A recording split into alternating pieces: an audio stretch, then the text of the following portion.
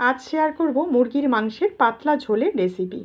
কড়াই সর্ষের তেল দিয়ে তেল গরম করে নিলাম। এবারে 4 টুকরো করে কেটে রাখা আলুগুলো দিয়ে অল্প একটু নুন হলুদ দিয়ে অর্ধেক ভেজে নিয়েছি। তারপরে দিয়ে দিলাম বড় টুকরো করে কেটে রাখা পেঁপে। আলু আর পেঁপে একসঙ্গে একটু লাল লাল করে ভেজে নেব। আলু পেঁপে ভাজা হয়ে গেছে, এখন এগুলোকে তুলে রেখে দেবো।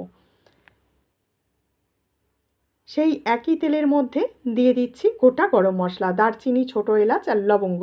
গোটা গরম মশলা দিয়ে ভালো করে ভেজে নেওয়ার পর দিয়ে দিলাম দুটো মিডিয়াম সাইজের পেঁয়াজ। পেঁয়াজটাকে একটু বাদামি করে ভেজে নিতে হবে। তারপরে দিয়ে দিচ্ছি চিকেনগুলো দিয়ে পেঁয়াজের সঙ্গে একসঙ্গে ভেজে নেবো। চিকেন যখন এইরকম সাদা সাদা হয়ে যাবে তখনই বুঝতে হবে চিকেন ভাজা হয়ে গেছে। এবারে দিয়ে দিলাম আদা রসুন আর কাঁচা লঙ্কা বাটা। আদা রসুন কাঁচা লঙ্কা বাটা দিয়ে কাঁচা গন্ধ চলে যাওয়া পর্যন্ত ভেজে নিয়েছি।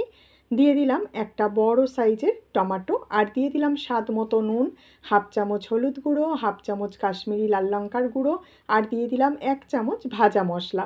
সব কিছু দিয়ে আবারও মশলা কষিয়ে নেব।